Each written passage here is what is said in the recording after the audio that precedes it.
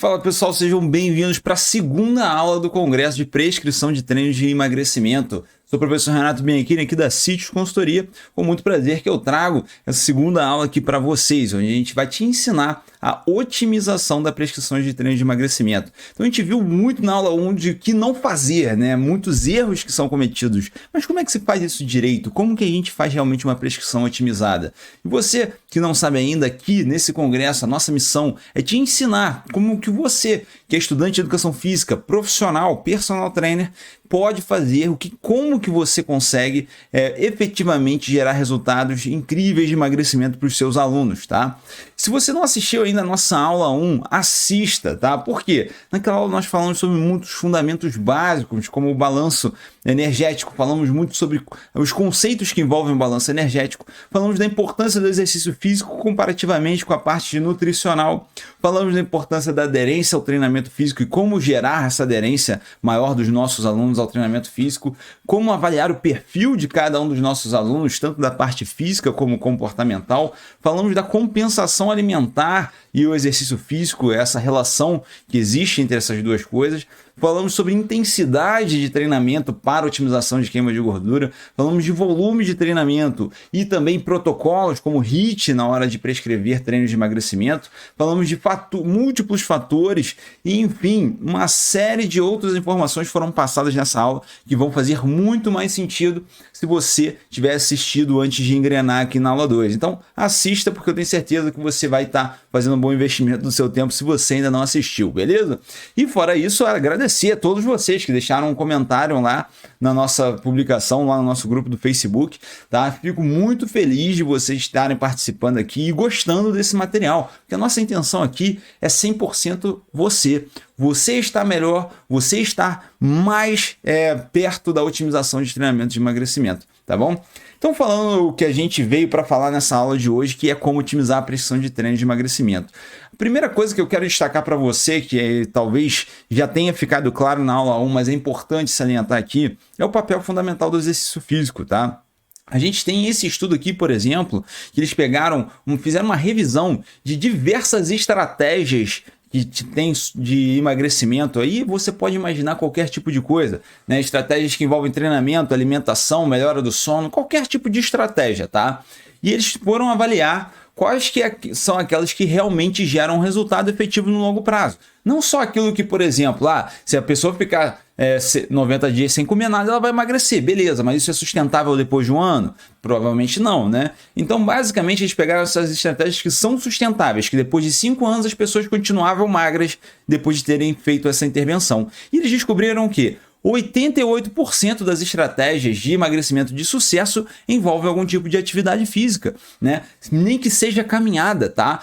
Foi 88% das estratégias de sucesso. Tem muitas outras estratégias que não são bem sucedidas no longo prazo que vão emagrecer o aluno, né? Como eu falei, e aí não envolve exercício físico. Mas 88% das que vão dar certo envolvem, né? E aí você pode se perguntar, e como que o exercício físico vai exercer esse papel? Como que ele vai encaixar para o emagrecimento? E ele vai ter basicamente 3 bases fundamentais, que é onde você vai focar o seu raciocínio na hora de prescrever os treinos e você vai concentrar toda a sua energia, que é para otimizar a queima de gordura, né? Seja estratégias de otimização de queima de gordura, como por exemplo, vou dar um exemplo aqui para você entender isso na prática. Quando você monta um treino de musculação circuitado para que você consiga incluir o treino cardio do seu aluno ali, sem que ele precise ficar 20 minutos de maneira contínua num aparelho aeróbio, tá? Isso é uma forma de você otimizar a queima de gordura, de certa forma, porque você está aumentando o gasto calórico daquela sessão de treinamento, você está incluindo a capacidade cardiorrespiratória nessa sessão de treinamento. Então, são esse tipo de estratégias das inúmeras que você pode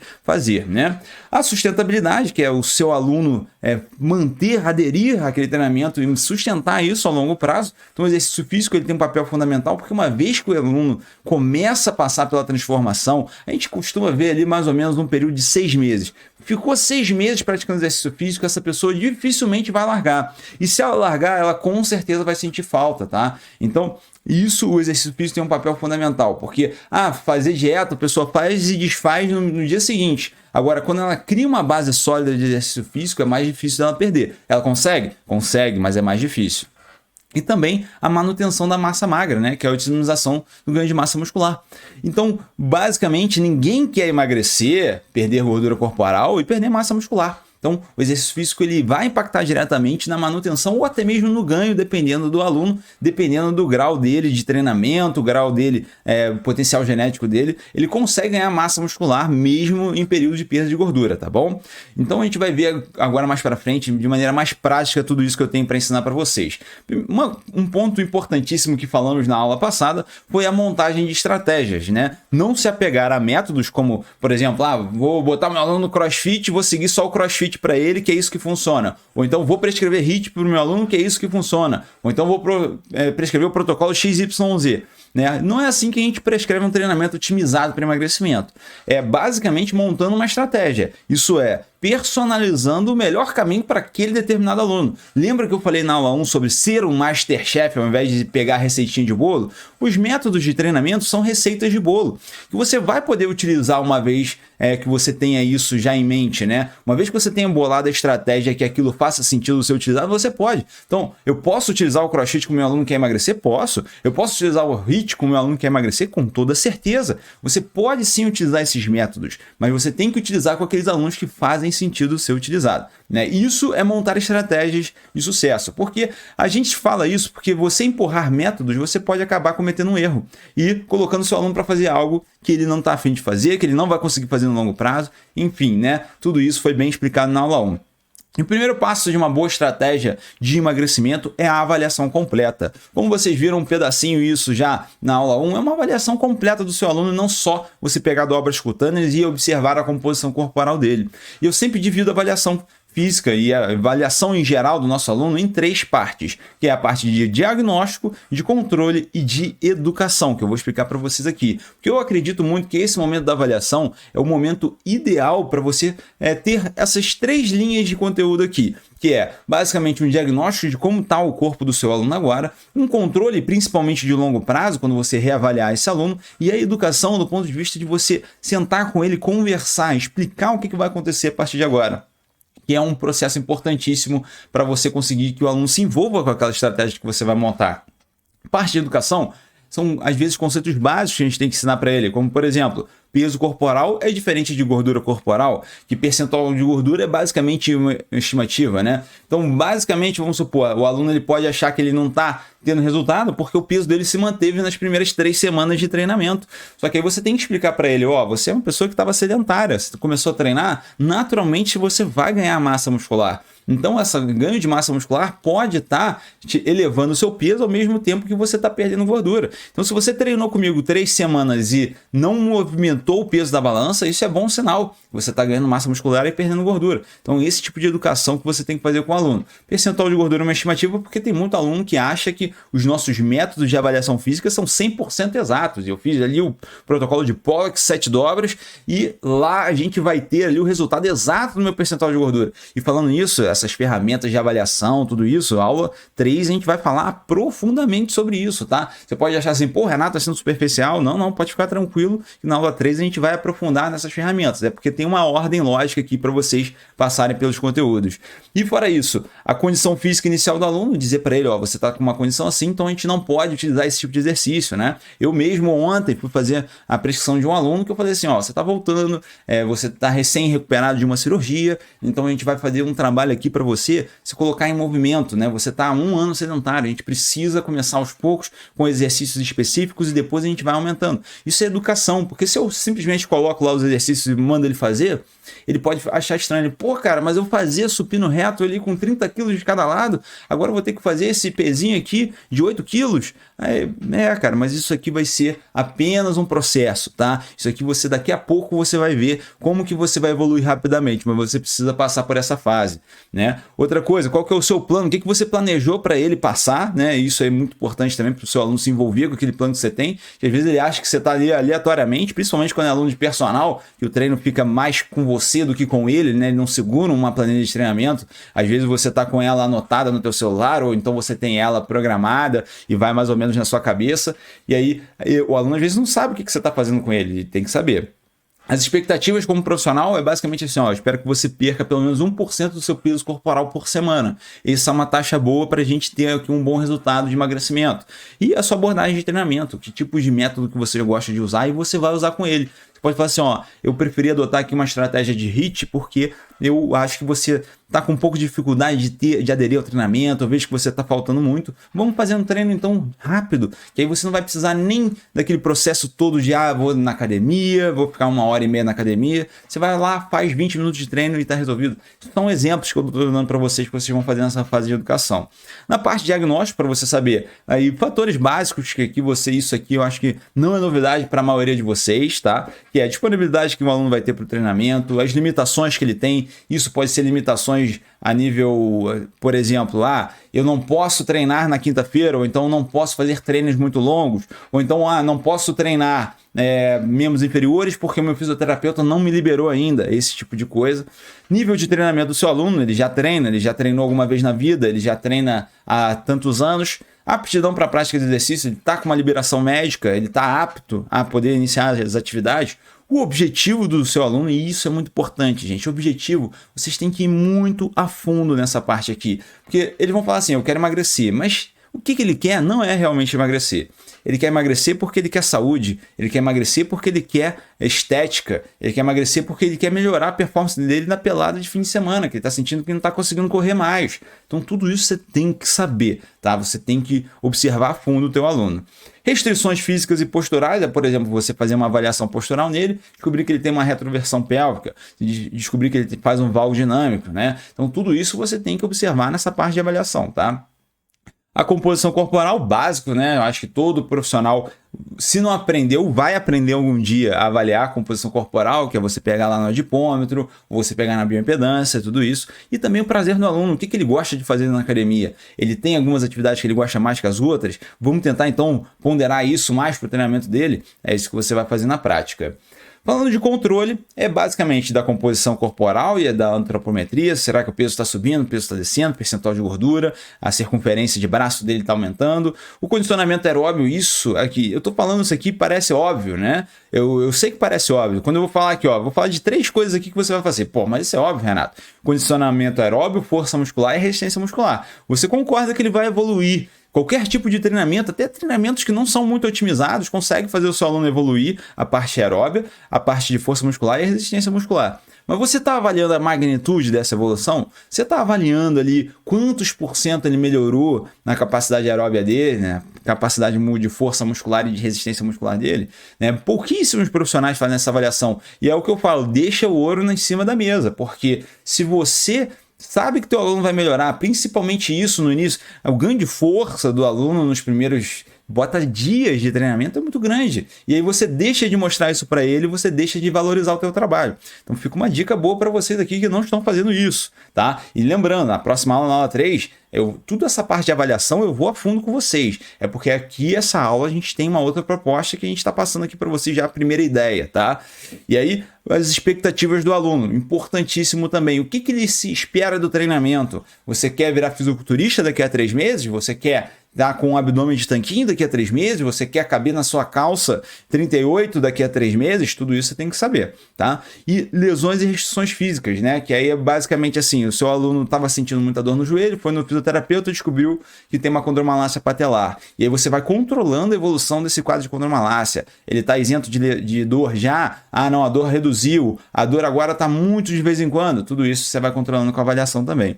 Né? Então isso é basicamente um checklist que eu vou dar para vocês, tá? Então vocês vão receber esse checklist junto com o link da aula. Eu coloquei lá na comunidade do Facebook que a gente tem aqui do Congresso para vocês pegarem esse checklist, tá? Então é só vocês irem lá. E além disso, depois de preencher a avaliação de conhecimento, vocês também vão ter acesso ao questionário. Então tem 2 formas de você pegar, ou lá na comunidade do Facebook, ou quando você acabar de preencher a avaliação de conhecimento dessa aula, que está no botãozinho ali, avaliação da aula 2, tá? E aí você preenche a avaliação e no final você recebe o seu link, tá bom?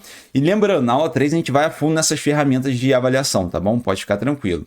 E agora vamos falar do planejamento estratégico. Uma vez que você avaliou o seu aluno, você tem tudo que você precisa para começar o planejamento dele, né? Então, o que você vai começar a pensar na hora de montar o planejamento estratégico? As necessidades específicas do seu aluno, porque isso tem que levar em consideração antes de colocar as fases. Por quê? Vamos supor, quais são as necessidades dele? É mobilidade de quadril e joelho? É um fortalecimento de algumas articulações específicas, como do cotovelo? É reabilitação de ombros, porque ele acabou de sair de uma lesão? É corrigir uma retroversão pélvica que ele está fazendo no agachamento? Tudo isso você vai ter avaliado e já sabe a necessidade. E aí você faz, então, o seu planejamento de fases. Essas aqui são as necessidades específicas, mas você lembra que a gente está falando aqui de emagrecimento. Só que não adianta você emagrecer alguém que está com muita restrição articular, que está com muita restrição de quadril, e aí na hora de você implementar as estratégias de emagrecimento, ele vai lesionar, ele não vai conseguir executar. Ah, vou botar meu aluno para correr, mas ele tem uma restrição enorme no quadril, ele sente dor no joelho, se ele caminhar, por exemplo. Então isso tudo eu estou colocando aqui porque tem que ser levado em consideração em qualquer estratégia de treinamento e também nas de emagrecimento. E aí, quando você faz lá o planejamento das fases, a gente falou sobre isso na aula 1, você divide lá entre o ponto A e o ponto B, que é o ponto que o corpo do seu aluno vai chegar. E aí você vai estabelecer o tempo, que eu já vou falar sobre isso aqui, mas basicamente você vai dividindo em fases, né? E aí nessas fases você vai colocar ali, por exemplo, nessa fase 1, eu quero corrigir principalmente a mobilidade de tornozelo e quadril do meu aluno, porque ele está com muita restrição, ele faz um agachamento, não está conseguindo fazer direito por causa disso, está sentindo muita dor no joelho, então vou fazer um fortalecimento, uma estabilização também. Fase 1 vai ser isso. Além disso, vamos fazer um protocolo de musculação geral para o corpo, para a gente já começar a fortalecer todas as estruturas e articulações, e vamos também já começar o nosso protocolo cardio, que a gente já quer colocar o nosso aluno para fazer o cardio desde a primeira fase. E aí depois na segunda fase, beleza, corrigimos a mobilidade de quadril, vamos fazer então agora só um protocolo de manutenção de mobilidade, não precisamos mais dar tanta ênfase. Na musculação, vamos focar mais em peitoral, principalmente para homem, por exemplo, dar um foco maior em peitoral numa das fases, porque aumentou o peitoral, naturalmente até ele vai se sentir melhor, porque peitoral aumenta, né? A própria camisa dele vai deixar de ficar assim presa na barriga por conta do peitoral. Isso assim, é uma dica mega prática que eu estou dando para vocês aqui, não é estudo científico não, mas quantos alunos eu já vi que só por estarem com o peitoral um pouco maior, mais hipertrofiado, já se sentem melhor com o próprio corpo. Porque quando eles botam a camisa, não fica a barriga marcada, fica só o peitoral. Então, uma dica prática que eu estou dando para vocês, para mulheres, quer ver uma outra coisa? Mulher treinando dorsal, por exemplo. Você faz um treinamento bem focado para dorsal para mulher. Meu Deus, Renato, a mulher vai ficar troncuda? Não vai não. Tá? Se ela fizer um treinamento de dorsal, ela vai estar aumentando os dorsais dela e vai dar uma aparência de cintura mais fina, né? Porque se a dorsal dela está um pouco maior, a cintura vai naturalmente dar uma impressão de mais afinada. E a mulher fica mais satisfeita com o próprio corpo. E quando eu falo de hipertrofiado dorsal, a dorsal não hipertrofia de uma sessão para outra. Então pode falar para a sua aluna ficar tranquila que ela não vai ficar masculinizada em nenhum momento. Tá? Ela vai somente expandir a caixa torácica dela de uma forma, tá? Aos poucos, né? Toda semana você pode controlar, todo dia você pode controlar isso. Ela não vai acordar, você olha no espelho e fala assim: meu Deus, minha dorsal tá gigantesca e eu tô com um tronco largo. Não, fica tranquilo que não é assim não, tá? E basicamente, quando você está ali com uma dorsal um pouco mais expandida, você naturalmente tem uma cintura com uma impressão de mais afunilada, né? Mesmo que você não tenha perdido nenhuma gordura abdominal ainda, tá? São algumas dicas que eu estou dando para vocês, práticas que vocês vão implementando em várias fases, tá? E eu vou detalhar mais essas fases para vocês nas próximas aulas, principalmente na aula 4, tá? Em domingo, a gente vai fazer uma aula completa, onde eu vou te ensinar ali essas etapas, vou fazer simulações dessas etapas. Então, ó, a aula 4 com certeza tá bem quente se você quer aprender a dividir nessas fases aqui, tudo legal, tá bom? Quanto tempo vai durar essa intervenção? Basicamente, eu mostrei para vocês que a gente tem uma ferramenta específica para isso, que a gente consegue calcular e estimar através de algumas contas que a gente faz com a composição corporal do aluno, a gente consegue estimar quanto tempo que ele vai precisar de intervenção para emagrecer X quilos de gordura, tá? E essa planilha eu vou mostrar para vocês a fundo na aula 3, não quero que a gente foque o nosso tempo dela agora, tá? Na aula 3 vocês vêm aqui comigo, a gente vai brincar nessa planilha aqui, vou mostrar para vocês como se utiliza, vai ficar bem legal, tenho certeza que vocês vão gostar. Pô, mas o Renato só fala da aula 3, calma gente, é porque tem toda uma organização que a gente vai passar aqui hoje, né? Não adianta eu parar aqui agora tudo, mostrar essa planilha para vocês, vocês vão ficar com a planilha na cabeça cabeça e todo o raciocínio lógico aqui do nosso treinamento vai ficar por água abaixo, você vai ficar só com planilha na cabeça. Então, ó, aula 3 a gente vai com calma explicar cada passo dessa planilha aqui, tá bom? Quanto tempo seu aluno tem disponível, né? E aí você vai pegar essas sessões que o seu aluno tem de treinamento, que aí agora você está montando já o programa de treinamento dele, tá? E vai colocar lá, por exemplo, ele vai treinar segunda, quarta e sexta, 60 minutos. Então você já sabe que você tem 3 treinos na semana. E é ali que você vai começar a dividir. Ó, vou colocar ali mobilidade na segunda e na quarta, vou colocar um fortalecimento na sexta. Né? Ah, Renato, qual que é a diferença de mobilidade e fortalecimento? Mobilidade, geralmente a gente está falando de melhorar a amplitude de movimento daquela articulação. Fortalecimento, a gente quer fortalecer aquela estrutura como um todo. Pode ser uma articulação, pode ser uma musculatura. Tá? Musculação, e aí pode ter focos diversos aqui. Só estou dando os exemplos de como que se faz isso na prática, né? Uma vez que você está montando ali todas as fases, quando vai montar a primeira fase, você vai colocar aqui o tempo disponível que o seu aluno tem e vai começar a dividir as estratégias que você vai utilizar. Mobilidade, fortalecimento, musculação, cardio, HIIT, tudo isso você vai colocando divididinho ali para o seu aluno ir fazendo, tá? Nesse caso aqui, por exemplo, a gente colocou 3 sessões de uma sessão de treino cardio e 2 sessões de treino HIIT e 3 sessões de musculação, tá? E fora isso, um preparatório antes ali de mobilidade e fortalecimento, tá bom? Basicamente, esse é o raciocínio de uma prescrição de treinamento, tá? Tudo isso que eu passei com vocês agora. Beleza, o aluno está com treinamento em mãos ali. Qual que é o próximo passo? É a progressão, controle e ajuste dessa prescrição. Então, vamos lá. Na hora de fazer uma progressão, separei aqui 3 formas de progredir. Mas lembrando que a progressão ela vai muito além dessas 3 formas, tá bom? Aqui são formas mais palpáveis e mais diretas e que vão influenciar muito no treinamento. Mas você vai ter outras formas mais indiretas e que não vão influenciar tanto, tá? Vou dar alguns exemplos para vocês depois, mas basicamente a carga absoluta é um dos primeiros e mais importantes, que é basicamente assim, o peso ou a velocidade utilizado. Né? O que significa isso? Meu aluno está fazendo 20 kg de cada lado no agachamento, a gente tem que evoluir para 25, né? Com o tempo, tá, gente? Não é de uma sessão para outra, né? Você vai fazendo uma evolução com o tempo, vou explicar isso já já. Temos também o volume de treinamento, que é basicamente o trabalho executado. Volume na musculação, a gente geralmente utiliza o número de séries para estabelecer. Já no treinamento aeróbico, como corrida e até ciclismo, a gente pode utilizar a distância, né? Mas pode ser utilizado outras coisas também, como o tempo. Se a gente for utilizar intensidade regulada, o tempo acaba virando uma boa estratégia. Tem várias formas de você estimar o volume de treinamento aeróbio, tá? Não é só uma.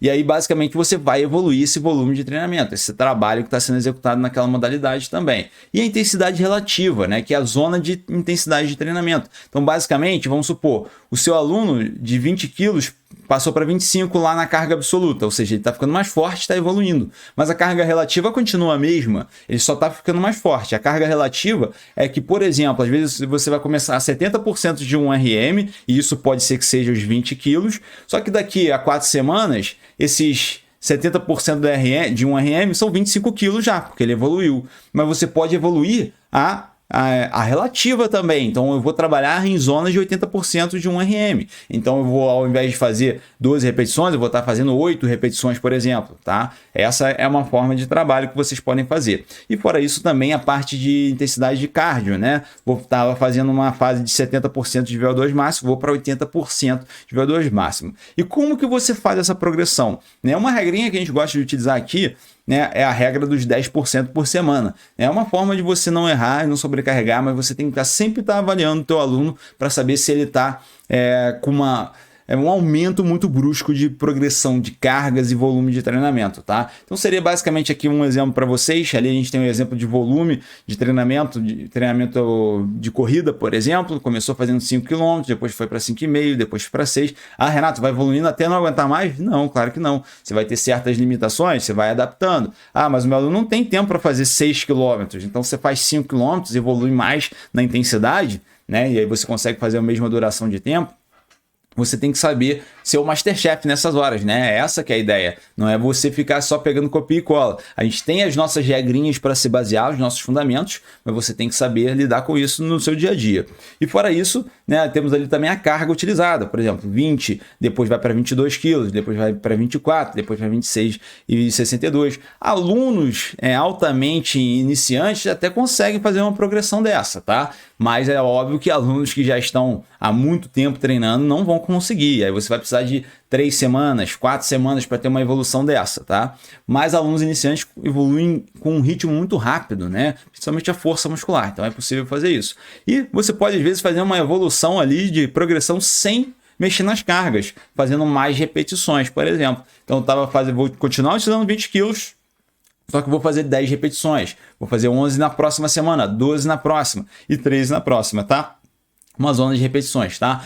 Outras formas de você progredir sem ser utilizando cargas e volume de treino seria você fazer também uma melhora da execução em si. Então meu aluno ele tinha fazia um agachamento, só que a gente tinha que restringir um pouco a amplitude de movimento porque ele ainda não tinha boa mobilidade de quadril, então agora a gente já está evoluindo isso. Isso já é uma progressão, você não precisa nem mexer em carga e em repetição, porque aquele exercício já está demandando mais. Outra forma de progredir, utilizando métodos de treinamento. O meu aluno fazia aqui 3 séries de 10 a 12 repetições, mas agora ele vai fazer 3 séries de 10 a 12 e na última ele ainda vai fazer um drop set ou um hash pause. São formas de você progredir o treinamento sem você mexer na estrutura dele, tá? Tô dando vários exemplos e tem muitos outros. Mexendo na cadência, por exemplo, vou fazer 2 segundos de concêntrica, 2 de excêntrica, tá? Enfim, são formas de você evoluir o treinamento sem precisar mexer na carga, né? Formas que você consegue. Isso é muito utilizado, principalmente, sabe para quê? Treinamento em casa. Treinamento em casa não tem nada aqui que eu possa utilizar como carga. Sem problema, vamos utilizar então os métodos de treinamento, vamos utilizar agora uma melhora de cadência, vamos utilizar uma amplitude maior do que você está acostumado. Enfim, várias formas de trabalho, tá bom?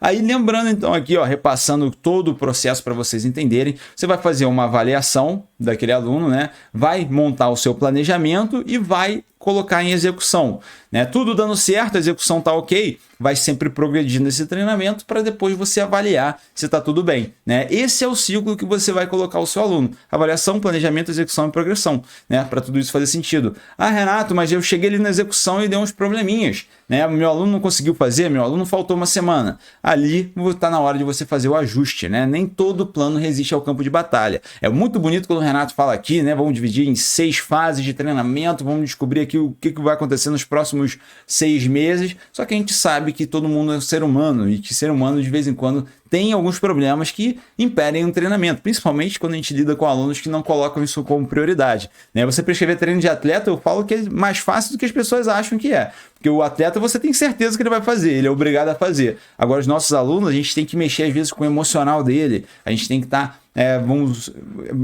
utilizando outras estratégias além da parte fisiológica de treinamento para a gente conseguir ter estratégias efetivas, né? E aí, depois que você faz esse ajuste, você faz o planejamento. Uma das ferramentas que eu quero mostrar para vocês na aula 3 também, que ajuda muito para fazer esses ajustes, é o formulário de feedback, tá? Então fiquem tranquilos que eu vou mostrar essa e várias outras ferramentas na aula 3. É uma aula muito legal, todo mundo adora quando a gente mostra essas ferramentas. Tenho certeza absoluta que tem ferramenta que você nunca viu na sua vida, tá? Então fica tranquilo, na aula 3 a gente vai explicar melhor. Agora deixa o Vitor falar para vocês dos outros fatores que a gente precisa aqui na hora de prescrever treinos de emagrecimento. Fala galera, dando continuidade então aqui a nossa aula, tá? O Renato já trouxe bastante pontos importantes aqui pra gente. Eu vou trazer mais algum aqui pra gente discutir aí hoje nessa aula, beleza? Vamos lá então, tá? Então, um fator aqui muito importante, tá? Que seria o contrário do que eu trouxe na aula 1, né? Que na aula 1 eu trouxe o que é feito de forma errada. E aqui, o que a gente pode fazer de forma interessante, que é o quê? Incentivar e educar o seu aluno para ele utilizar o exercício físico como hábito angular, tá? Como um hábito-chave angular. Vitor, entendendo nada. O que é esse negócio de hábito-chave angular? A gente vai falar aqui, tá? Então eu brinco ali quando a gente aperta o play para fazer o exercício físico. Então pensa naquele cara que ele é sedentário aí, o cara não faz exercício físico aí, tá 100% parado, ele aperta o play ali, começa a fazer o exercício físico, tá? Eu diria que ele tem basicamente pensando aqui de forma muito simples, tá? Então, entendendo o exercício físico da forma mais simples possível, ele vai para 2 caminhos aqui, tá? Que é o quê? Que é o caminho da compensação, que é aquele ali que eu falei para vocês, tá? Que eu já tinha mostrado lá na aula 1 para vocês. Então aquele cara que pratica o exercício físico para comer mais, é aquele cara que pensa o tempo todo em compensar através da alimentação. Esse cara vai ter uma dificuldade muito grande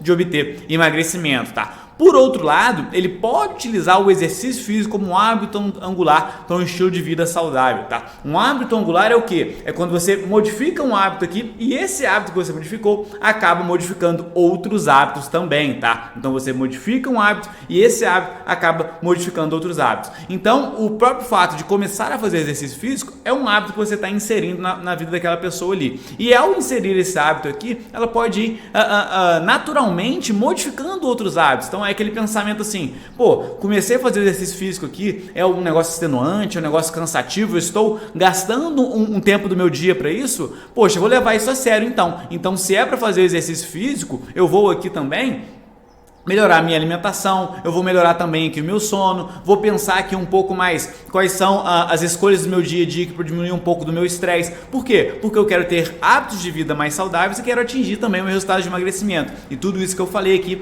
vai impactar lá no final no emagrecimento também, tá? Então que papo é esse de hábito angular? Então é basicamente isso, tá? É dar aquela empurrada ali no dominó e aquilo daí foi empurrando ali os outros dominós, tá? Então é empurrar ali, é começar o exercício físico e a partir disso ir modificando também outros hábitos, tá? Essa que é a grande questão. E esse estudo que eu gosto muito dele, que ele mostra muito bem isso pra gente. Basicamente é o que? É um estudo que foi feito com pessoas aí que estavam na fila ali para cirurgia bariátrica, então pessoas ali bem obesas.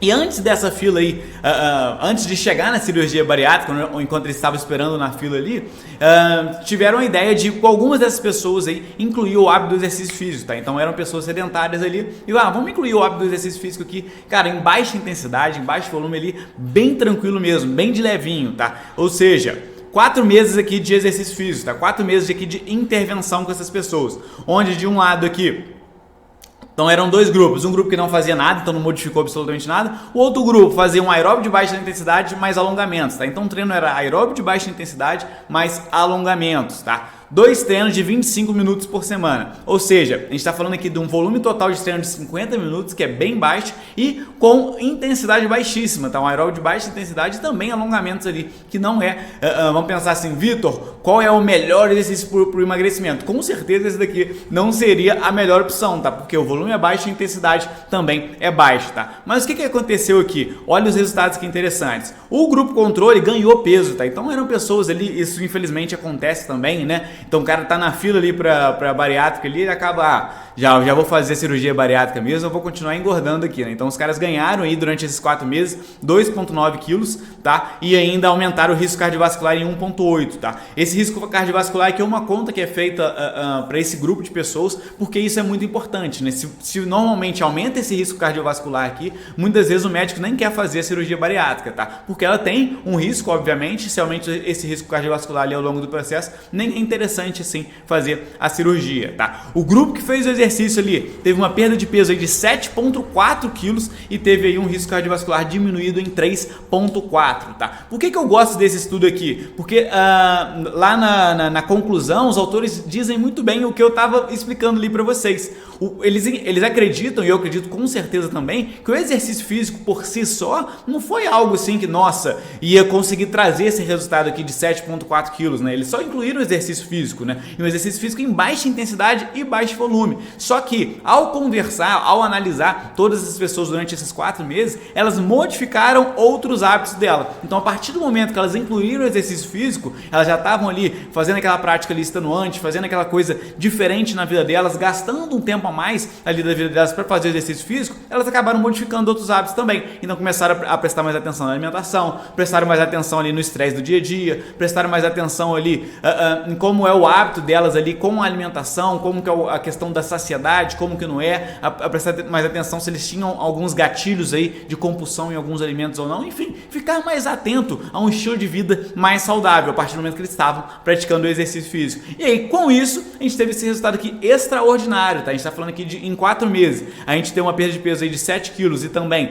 um risco cardiovascular aí diminuído para esse tipo de pessoa, é extremamente excelente, né? Com baixa intensidade e volume baixo, tá? Então, o que eu gosto sempre de falar? Cara, então a partir do momento que você está fazendo exercício físico com o seu aluno, tá? Seja ele qual for o objetivo, mas principalmente com o objetivo de emagrecimento, tente utilizar esse exercício físico, eduque o seu aluno para utilizar ele como um hábito-chave angular, tá? Então lembre ele a todo momento, cara, pô, estamos entrando aqui com o exercício físico, aproveita isso, modifica a sua alimentação também, aproveita isso, pensa aí no estresse do seu dia a dia, vamos melhorar isso, aproveita isso, pô, pensa na qualidade do seu sono, vamos melhorar isso também, enfim, foca aí em todos os aspectos na vida que vão impactar aí diretamente no emagrecimento, beleza? Então vamos lá, agora já vamos direto ao ponto aqui na parte de treinamento, tá? Muitas dúvidas aqui que o pessoal traz pra gente aí sobre a parte de treinamento.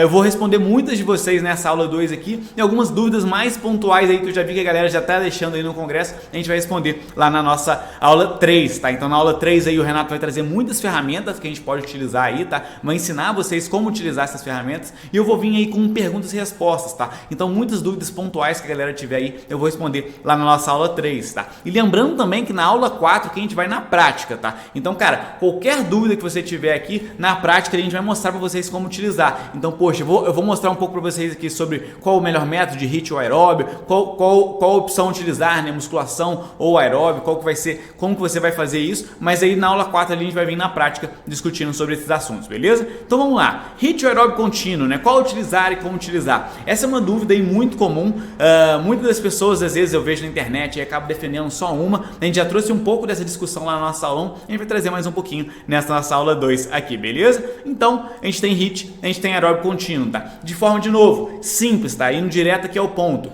HIIT, a gente está falando principalmente aqui de trabalhar intensidade, obviamente que a gente vai trabalhar aí progressão, obviamente que a gente vai trabalhar volume de treino, obviamente que a gente vai trabalhar frequência, tá? Mas quando eu penso em HIIT, que a primeira coisa que me vem na cabeça é intensidade, tá? A partir do momento que a gente está falando aqui de um exercício intervalado de alta intensidade, tá? Quando eu penso em aeróbio contínuo, eu penso principalmente em volume, tá? Exatamente porque a gente vai trabalhar sempre com baixas a moderadas intensidades, o foco maior vai ser no volume de treino, beleza? E aí a gente tem uma revisão aqui do tema, tá? Eu diria aí tem já bastante revisões aí comparando, né, o aeróbio contínuo e também o HIIT aí focado em emagrecimento. Eu trouxe algumas para vocês aqui, tá? Essa daqui basicamente mostra pra gente os mesmos resultados utilizando o aeróbio contínuo ou utilizando o HIIT, sendo que o HIIT aí a gente vai gastar menos tempo para conseguir esse resultado, tá? Por que a gente gasta menos tempo para conseguir mais resultado aí com o HIIT? Basicamente por causa de um aumento da intensidade, tá? A partir do momento que eu posso trabalhar ali com o exercício numa intensidade maior, eu posso acabar diminuindo um pouquinho o volume de treino, tá? Essa outra revisão aqui mostra pra gente mesmos resultados, tá? Essa daqui é até independente do tempo, e isso acontece porque, cara, é muito, mas muito difícil você fazer um estudo desse, tá? Um estudo de comparação dessa. Imagina que a gente tem diferentes protocolos HIIT que variam ali de 4 minutos até 40 minutos, e da mesma forma a gente tem diferentes formas de trabalhar o aeróbio contínuo, né? Então eu pego essa miscelânea do lado de cá, essa miscelânea do lado de cá, na hora que eu vou comparar ela fica muito difícil, tá? Então basicamente a gente vê aí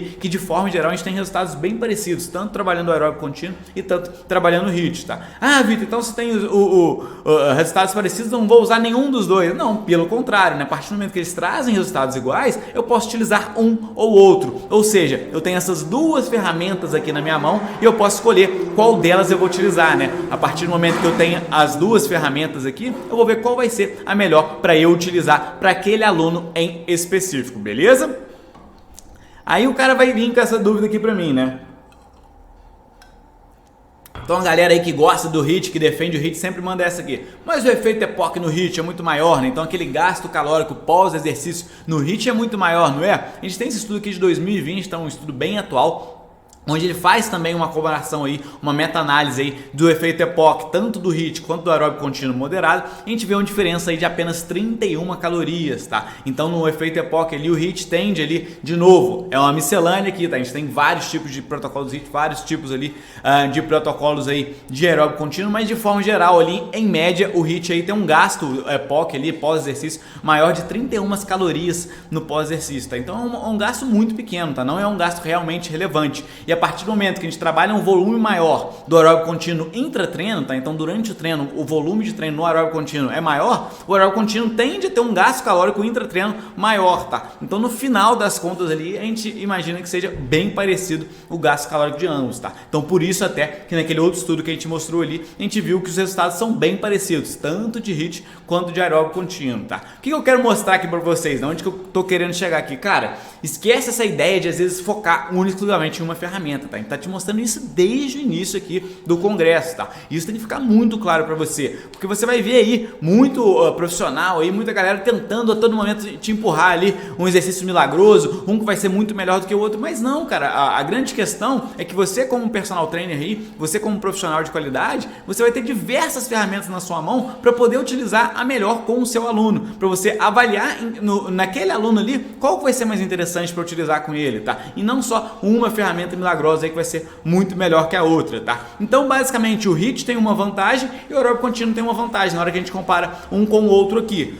O HIIT, bons resultados com menos tempo, então por trabalhar com intensidades mais altas, eu posso trabalhar aí com menos tempo, tá? Isso é fundamental, isso é interessante, a partir do pressuposto que muitas vezes a desculpa da pessoa para não fazer um treinamento é a questão do tempo, a disponibilidade de tempo, tá? Então o HIIT ele pode ser uma possibilidade interessante aí, e já a vantagem do aeróbico contínuo é conseguir fazer volumes maiores, tá? A partir do momento que eu estou trabalhando com baixas a moderadas intensidade aqui, eu consigo trabalhar com volumes maiores, tá? Ah, Vitor, mas o meu aluno aqui prefere HIIT, o meu prefere aeróbico contínuo. Cara, essa é a grande questão. Então se o seu aluno ele já tem uma propensão a gostar mais de um e outro, cara, foca nisso, tá? Não tem porquê eu ficar tentando empurrar o HIIT para um aluno meu que não gosta de fazer um treino muito intenso. E da mesma forma eu ficar tentando empurrar um aeróbico contínuo aí, fazer um volume maior de um aluno que ele não quer isso, que ele prefere fazer um treino mais curto, tá? Então aproveita aí o que seu aluno gosta, que vai gerar maior aderência no seu aluno, muito naquele protocolo que o Renato falou lá na nossa aula 1, que isso vai ser fundamental para você conseguir trazer os melhores resultados aí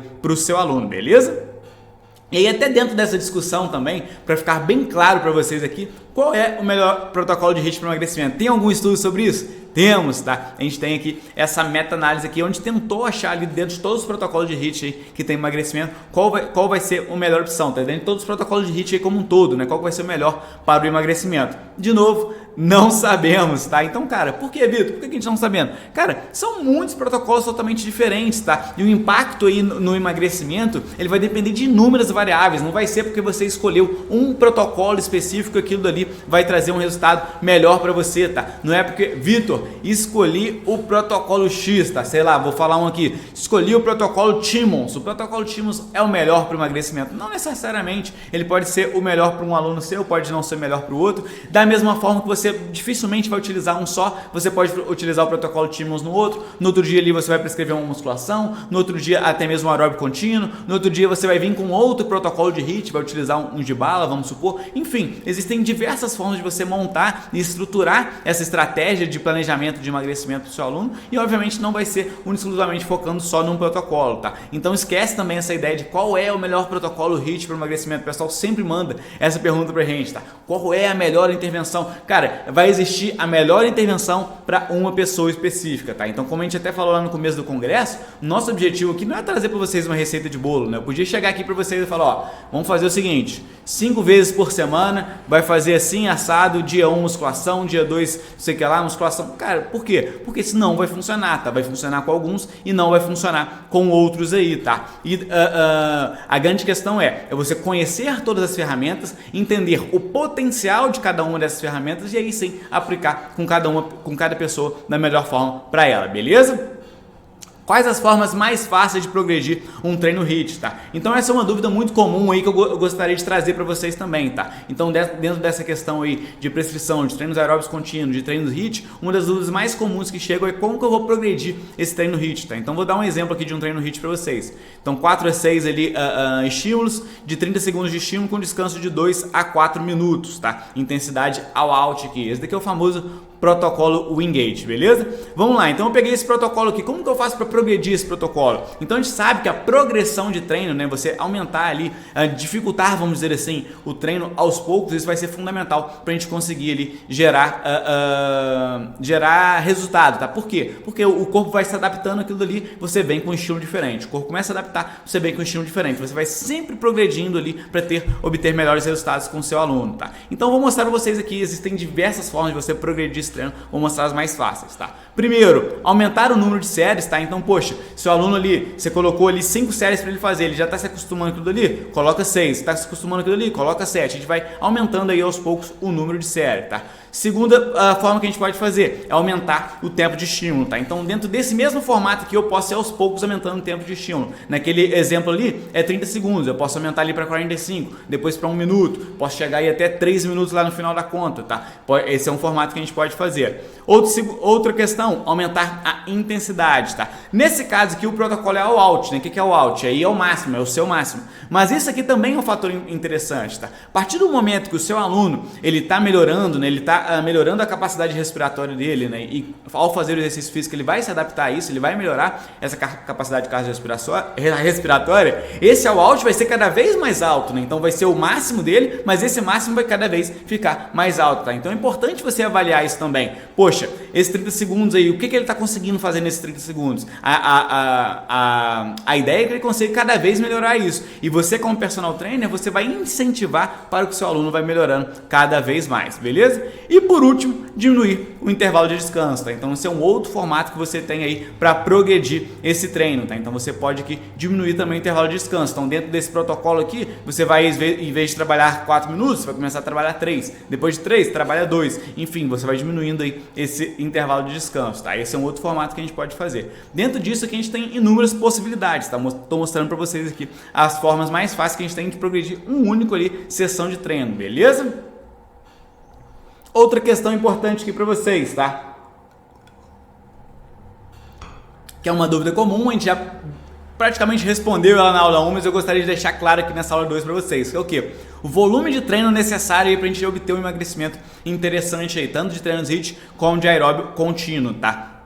Quando a gente fala de HIIT, seria interessante pelo menos 75 minutos por semana de estímulo aí para o nosso aluno. E quando a gente fala de treinamento aeróbico contínuo, pelo menos 150 minutos por semana, tá? Foi o que a gente trouxe lá naquele estudo do Swift, que é esse daqui, que a gente discutiu um pouco melhor ele lá na nossa aula 1, tá? Isso tem que ficar bem claro também. Por que eu gosto de trazer isso? Porque o volume de treino sempre vai ser importante, tá? Eu acho que de uns tempos pra cá a galera começou a ter medo de volume de treino, né? A gente até tem um podcast gravado aí com o professor Arthur Bossi, e ele sempre fala isso, cara, quando eu pego um atleta, né, ele é treinador de ciclismo, quando eu pego um atleta aí de outro profissional, a primeira coisa que o meu atleta assusta é com o volume de treino, porque normalmente eu já começo prescrevendo um volume de treino já bem mais alto, tá? Obviamente vai progredindo aos poucos, mas trabalha com volume de treinos bem mais altos. Por quê? Porque o volume de treino dá resultado, tá? Seja ele de performance, seja ele de emagrecimento aí também.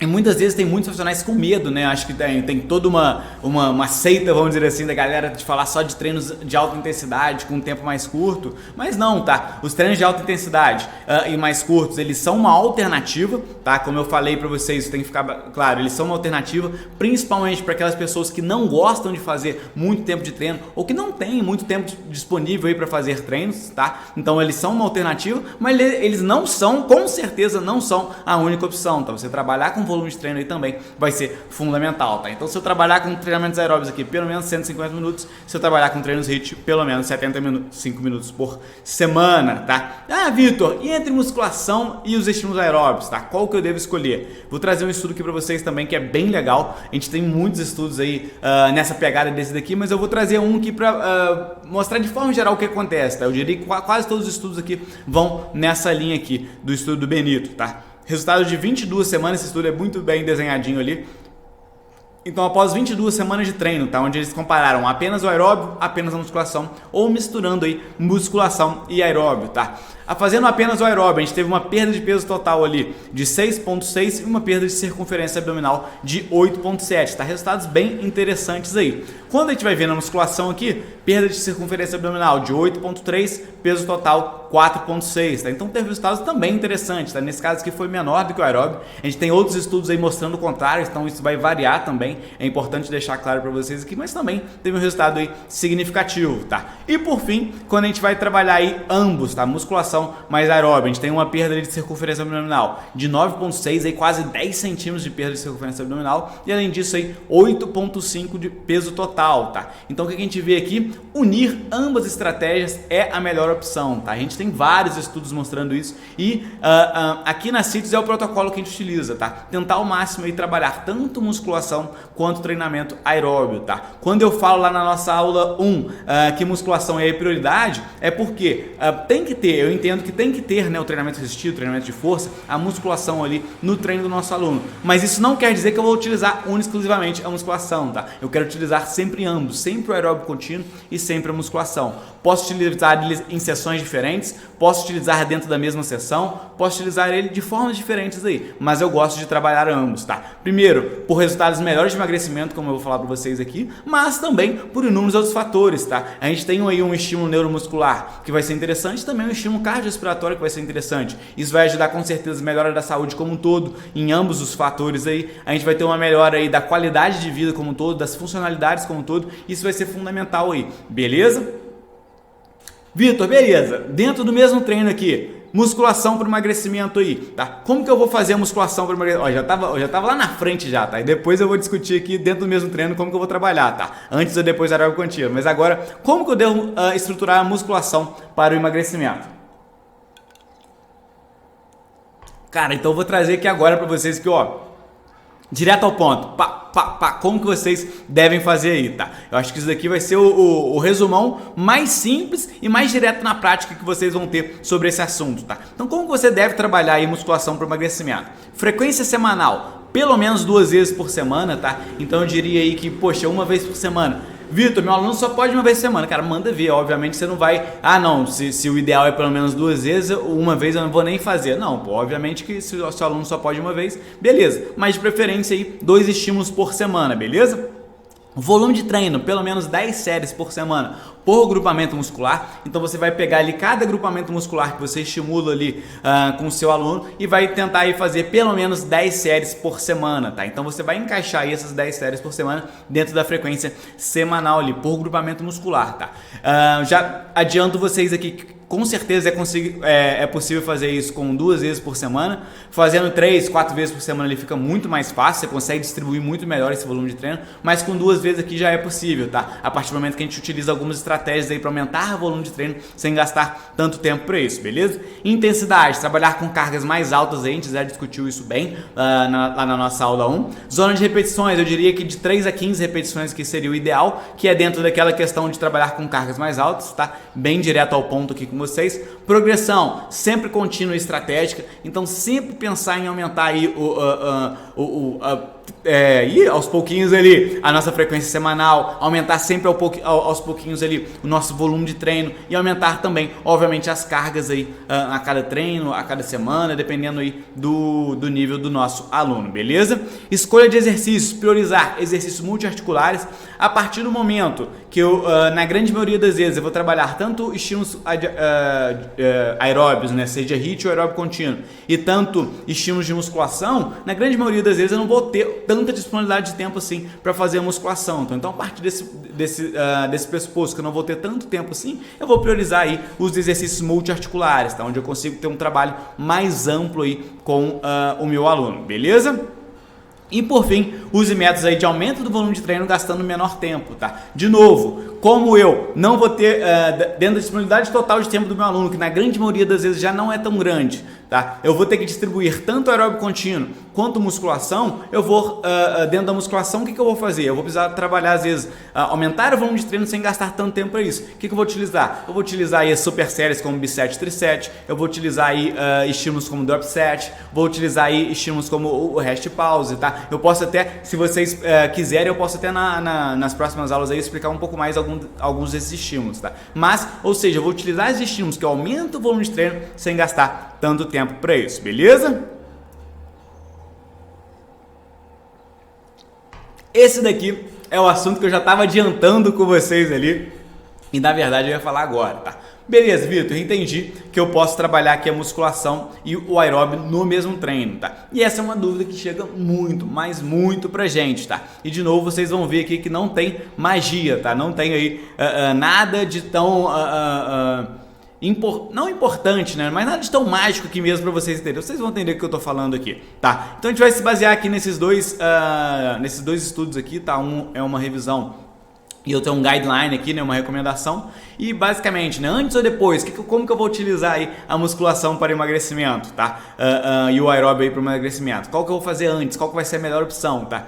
Tanto faz, beleza? Então, quando a gente tem estudos ali comparando, fazendo musculação antes do aeróbio ou aeróbio antes da musculação com o objetivo de emagrecimento, cara, tanto faz, tá? Os resultados são idênticos, tá? Idênticos mesmo. A gente tem vários estudos aí fazendo esse tipo de comparação aí, os resultados são iguais, a gente não vai ter diferença nenhuma nesses resultados, tá? Então, basicamente, você vai escolher fazer o aeróbio antes ou depois de acordo com dois fatores aqui, objetivos secundários do aluno e preferências do mesmo, tá? Como assim objetivos secundários? Então, poxa, meu aluno chega para mim, pô, Vitor, eu quero emagrecer, então o objetivo principal dele é emagrecer, mas um dos meus objetivos principais é manutenção da massa muscular, que eu quero muito manter a minha massa muscular. Qual que eu vou priorizar? Obviamente a musculação, tá? Porque ela tem muito mais a ver com a manutenção da massa muscular do que o próprio treinamento aeróbico. Então, como objetivo meu secundário é a manutenção da massa muscular, eu vou priorizar a musculação, tá? Ah, Vitor, meu aluno falou comigo aqui que ele tá precisando emagrecer e ele é atleta aí de corrida, tá? Ele gosta muito de correr, gosta de ter uma performance aí ótima na corrida. Qual que eu vou priorizar, tá? Obviamente, vou priorizar o treinamento aeróbio, então vou começar com o treinamento aeróbio aí, porque é o objetivo secundário dele ali, além do emagrecimento, tá? E também, obviamente, eu tenho que levar em conta a preferência do meu aluno. O que o meu aluno prefere fazer, tá? Ele prefere fazer a musculação antes, ele prefere fazer o aeróbio antes, como que ele se sente melhor assim? Eu diria aqui que... Pra mim, tá na minha prática aqui, 90% das vezes eu prescrevo a musculação antes, meus alunos preferem fazer a musculação antes aí, tá?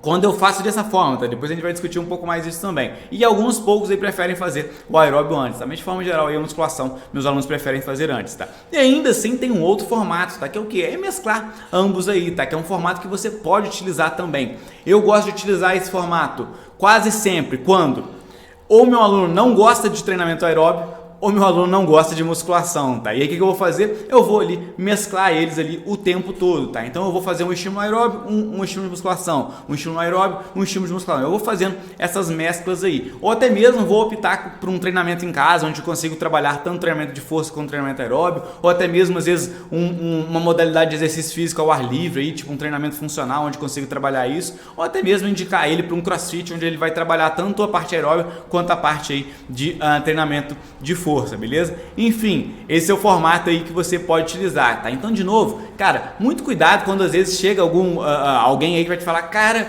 se eu colocar ali o aeróbio antes da musculação aqui, tem um estudo mostrando que melhorou em X%, aí você vai ver ali que às vezes ele pescou ali um estudo dentre 30 que mostra um resultado um pouquinho diferente, que nem é tão diferente assim, cara, esquece, tá? Quando a gente tá falando aqui de emagrecimento e fazer aeróbio antes ou depois, tanto faz, tá? Vai muito aí de acordo com objetivos secundários do aluno e também com preferência do mesmo, beleza? E outro fator que a galera pede muito pra gente, né, que é mais aí algo milagroso aí, tá, que é o treinamento em jejum para o emagrecimento, tá? Então a gente tem esse estudo aqui que é bem famoso aí, que é o estudo Pauli, eu acho que foi um dos mais interessantes que a gente tem sobre o assunto aqui, onde ele viu que sim, tá, você fazer o exercício aí em jejum, a gente tem um aumento da oxidação de gorduras durante o treino. Opa! Então pera aí, então eu vou sapecar todos os treinos em jejum, tá? Porém, a gente vai ver que no pós-treino vai acontecer exatamente o contrário, tá? Então o que acontece? Maior taxa de queima de gordura durante o exercício, mas existe uma menor taxa de queima de gordura após o exercício quando eu faço meu treino em jejum, tá? Então basicamente ali o seu corpo vai se adaptar àquilo dali e no final das contas a gente tem a mesma taxa de queima de gordura, tá? No final de 48 horas, 24 horas, 48 horas a gente vai ter a mesma taxa de queima de gorduras, tá? Então é indiferente de você fazer o treino em jejum ou fazer o treino após se alimentar, tá? Então a gente tem uma maior taxa de queima de gordura durante o treino, mas isso durante no segundo momento, né, após o treino ali, isso vai acabar se equalizando, tá? Porque o seu corpo se adapta àquilo dali, ele aumenta a taxa de oxidação de gordura aqui, depois acaba diminuindo, tá? E quando você faz após a alimentação, é exatamente o contrário. Você tem uma taxa ali menor de oxidação de gordura, mas depois você aumenta essa taxa, no final das contas vai dar no mesmo, tá? A gente tem esse outro estudo aqui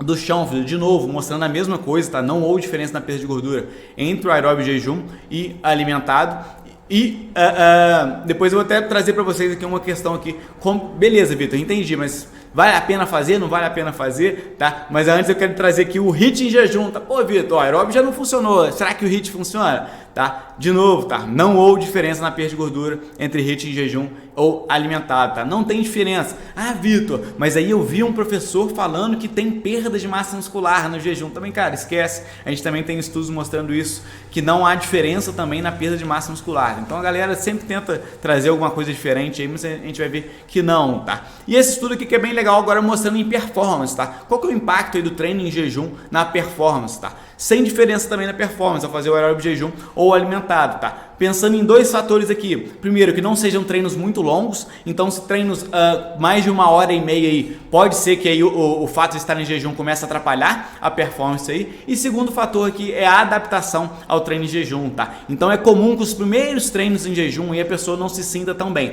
Depois disso, ela vai se adaptando ao treino em jejum aí e ela consegue fazer ele normalmente, tá? Então, qual que é a ideia aqui do que eu gostaria de trazer para vocês sobre treinamento em jejum e emagrecimento, tá? A gente tem alguns estudos aí mostrando, às vezes, uma melhora da eficiência do organismo aí com alguns treinos de jejum. Pode ser que isso aconteça, pode ser que no longo prazo a gente tenha uma melhora do emagrecimento como um todo, mas eu não vejo nenhum estudo aí na prática batendo esse martelo.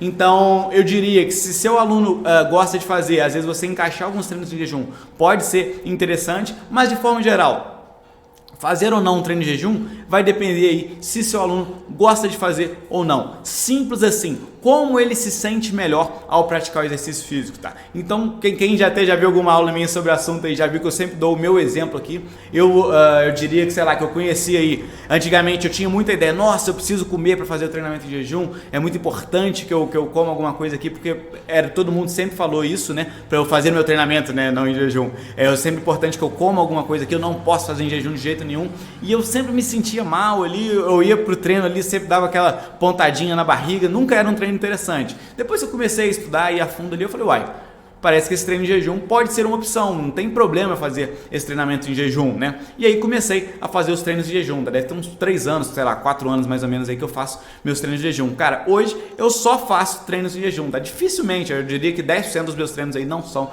em jejum, às vezes eu vou fazer um treino mais tarde e tal, mas como eu prefiro fazer ele de manhã, eu diria que 90% dos meus treinos são em jejum, tá? Eu me sinto muito melhor, tá? Eu não perco tempo ao acordar antes para comer, para fazer alguma coisa, aí todo um ritual matinal. Não, eu acordo ali, boto a roupa, faço aquecimentozinho e vou pro treino, tá? Isso facilitou muito a minha vida. Hoje eu faço treino de musculação, faço treino aí HIIT, faço treino aeróbico contínuo, tudo em jejum. Já fiz aí até treinos bem longos em jejum, só para como para ter um exemplo mesmo da prática, para ver como que funciona, tá? Como esse estudo aqui mesmo mostrou, não é o mais interessante, então fazer treinos mais de 1h30 aí não é o objetivo principal, você vai ter um pouco de perda de performance, tá? Você pode às vezes até começar em jejum e depois se alimentar durante o treino, mas enfim, vai fazer isso de acordo com o que o seu aluno gosta, tá? Ah, Vitor, não, pera aí, mas meu aluno odeia, ele tem até medo de fazer treino de jejum. Não, cara, então não esquece, não tem por que você fazer isso com o seu aluno, tá? Então, basicamente, que de forma geral, você vai fazer da forma que o seu aluno prefere, tá? Se ele prefere fazer o treino de jejum, manda ver, pode fazer o treino de jejum, tá? Cuidado só com a adaptação inicial. Se ele prefere fazer ali o treino depois de se alimentar, faça dessa forma aí que a gente vê que não tem impacto nenhum no emagrecimento ao escolher um ou outro. Então, pontos chaves aqui que tem que ficar claro para vocês, tá? Pontos chaves que tem que ficar claro aqui. Eu acho que a gente já discutiu bem isso daqui, mas eu quero pontuar com vocês aqui, tá? Conheça o perfil do seu aluno, tá? Então eu acho que isso daqui vai ser o ponto principal, tá? A partir do momento que eu não tenho ali um exercício milagroso, uma ferramenta que vai funcionar muito mais que o outro, eu vou prescrever o meu treino de acordo com o perfil do meu aluno. Qual treino vai se adaptar melhor a ele e vai trazer o melhor resultado para ele? O que ele precisa nesse momento? Um treino que vai focar um pouco mais aqui na aderência ou um treino já para a gente ir para a otimização total? Um treino ali que às vezes nem vai ser o treino que ele mais quer naquele momento, mas como ele já está no nível de disciplina muito alto, ele vai fazer aquele treino e vai otimizar ao máximo aí a perda de gordura, tá? A perda total de peso ali também, tá? Incentive o exercício físico como o hábito angular, isso é fundamental, tá? Isso daqui realmente traz resultados para o seu aluno, você educar e incentivar isso o tempo todo, vai trazer resultados de emagrecimento com toda certeza. Use as ferramentas a seu favor, cara, isso vai ser fundamental também. Não acho que tem uma ferramenta milagrosa, não acho que a ferramenta vai funcionar por si só, tá? Se você entender isso, você vai utilizar ela contra você, porque você não vai utilizar da forma correta, tá? Então utilize ela a seu favor, né? Métodos são ferramentas e não estratégias por si só. Então você tem que entender os métodos, tem que conhecer essas ferramentas que você tem e escolher elas para utilizar da melhor forma possível, tá? E cuidado com exercícios milagrosos e estratégias perfeitas, tá? Você pode aí, entre aspas, montar uma estratégia perfeita para um aluno seu, mas que com certeza não vai se encaixar num outro aluno ali, tá? Então isso vai depender muito de pessoa para pessoa, beleza? Então lembrando aí que a nossa aula 3 vai ao ar no dia 5 às 8 horas, onde a gente vai falar aí de ferramentas para se prescrever treinos de emagrecimento, tá? Então a gente vai mostrar aí vários formatos aí de como você vai utilizar essas ferramentas para prescrever treinos e também aí vai trazer algumas perguntas aí que a galera tem feito aí, alguns assuntos pontuais aí sobre exercício físico para emagrecimento, tá? Então só vou dar uma passadinha aqui no nosso cronograma do congresso rapidinho aqui para você não ficar de fora, tá? Então já foi ao ar em nossa aula 1, tá indo ao ar aqui nossa aula 2, nossa aula 3 vai ao ar no dia 5 de fevereiro, na sexta-feira, e no domingo dia 7 vai ao ar nossa aula 4, tá? A aula 4 aí super especial com prescrição de treino na prática aí e mais algumas surpresinhas, beleza? Além disso, na terça-feira dia 9, a gente vai ter uma aula ao vivo, então qualquer dúvida que você tiver ali, a gente vai fazer um perguntas e respostas ao vivo aí, junto comigo e Renato aí, às 20 horas, tá? Lembrando, sempre horário de Brasília, galera aí de Portugal, Angola, de outros locais do Brasil aí, Moçambique, enfim, que tá sempre participando com a gente aí. Fica atento a esse horário, tá? Esse horário de Brasília. Sexta-feira, às 12 horas, também no horário de Brasília, dia 12 ali, a gente vai fazer aí também uma live de perguntas e respostas ali, tá? Se você puder participar, cara, participa das duas, que vai valer muito a pena, você vai poder tirar todas as suas dúvidas com a gente. E todas as aulas aí ficam no ar até o dia 14, tá? Então você vai conseguir assistir todas as aulas aí até o dia 14, beleza? E lembrando que para você receber o seu certificado, você tem que ir em todas as aulas aqui, seguindo ali o passo a passo que a gente mostra para vocês, tá? Então é só você clicar no botão aqui abaixo aqui da sua avaliação de conhecimento aí para depois você, ao longo aqui do que a gente vai mostrando, conseguir o seu certificado, beleza? Vejo vocês aí então na nossa aula 3, eu tenho certeza que vocês vão gostar muito da nossa aula 3. Valeu pessoal, grande abraço!